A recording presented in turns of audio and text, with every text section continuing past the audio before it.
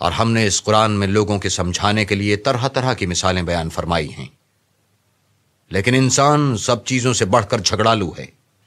اور لوگوں کے پاس جب ہدایت آ گئی تو ان کو کس چیز نے منع کیا کہ ایمان لائیں اور اپنے پروردگار سے بخشش مانگیں، بجز اس کے کہ اس بات کے منتظر ہوں کہ انہیں بھی پہلوں کا سا معاملہ پیش آئے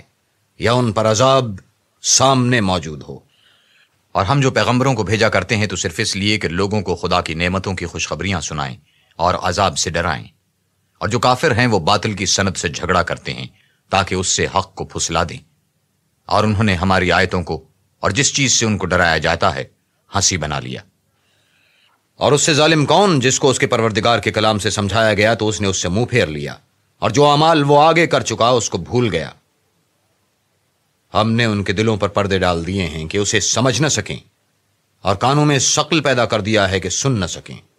اور اگر تم ان کو رستے کی طرف بلاؤ تو کبھی رستے پر نہ آئیں گے۔